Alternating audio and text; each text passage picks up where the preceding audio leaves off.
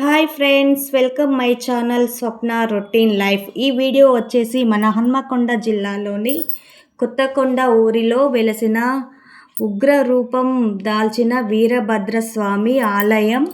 మేము ఈ ఆలయానికి సేవా కార్యక్రమంలో భాగంగా మేము ఈ ఆలయాన్ని దర్శించడం జరిగింది.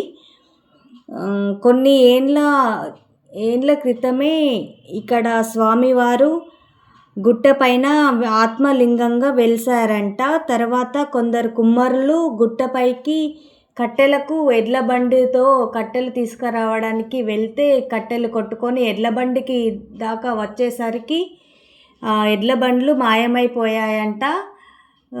వాళ్ళు ఇక ఎడ్ల బండ్లు మాయమవడంతో వాళ్ళకి కిందికి వచ్చే దారి లేక అక్కడే పడుకున్నారట. రాత్రి కలలో దేవుడు కనిపించి, నేను ఇక్కడ వెలిసాను, నన్ను కిందికి తీసుకెళ్ళి నాకు పూజలు నిర్వహించండి గుడి కట్టి అని వాళ్ళ కలలో కనిపించి చెప్పడంతో వాళ్ళు కిందకి వచ్చి మల్లికార్జున పండితుల వారికి చెప్పగా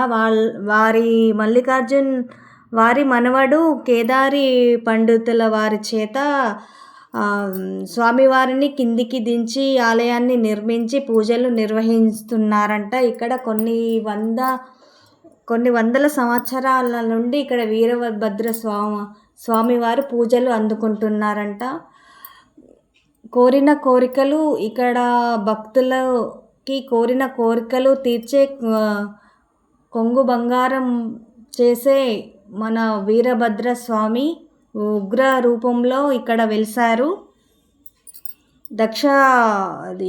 దక్షయాగం తర్వాత పరమశివుడి జటాజూటం నుండి వెలసిన వీరభద్రుడు భద్రకాళి సమేత ఫస్ట్ గుట్టపైన వెలిసాడంట. గుట్టపైన 7 కోనేర్లు కూడా ఉంటాయంట. అక్కడ ఆత్మలింగంగా వెలిసాడు దేవుడు. గుట్టపైకి ఓన్లీ శ్రావణ మాసం లాస్ట్ అమావాస్య రోజు మాత్రమే గుట్టపైకి వెళ్ళి శ్రావణ మాసంలో దీక్ష తీసుకుంటారంట. గుట్టపైకి వెళ్ళి దీక్ష విరమణ రోజు, లాస్ట్ అమావాస్య రోజు విరమణ రోజు పైకి వెళ్ళి దర్శనం చేసుకొని విరమణ చేసి కిందికి వస్తారంట. కొన్ని సందర్భాలలో మాత్రమే గుట్టపైకి వెళ్ళి స్వామివారిని దర్శనం చేసుకోవడం జరుగుతుంది అంట. పక్కన భద్రకాళి అమ్మవారు, ఎడమవైపు భద్రకాళి అమ్మవారు దర్శనం ఇస్తారు. కుడివైపు లింగం ఉంటుంది. లింగ రూపాన దర్శనం ఇస్తారు స్వామివారు.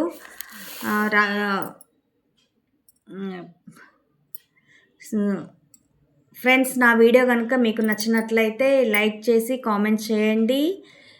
కొత్తగా చూసేవారు ఛానల్ని సబ్స్క్రైబ్ చేసుకోండి, సపోర్ట్ చేయండి ఫ్రెండ్స్. నేను ఇంకా మంచి వీడియోలు మీ ముందుకి తీసుకురాగలను. ఇక్కడ భద్రకాళి అమ్మవారికి బలిదానం కూడా ఉంటుందంట, బలి కూడా ఇస్తారంట.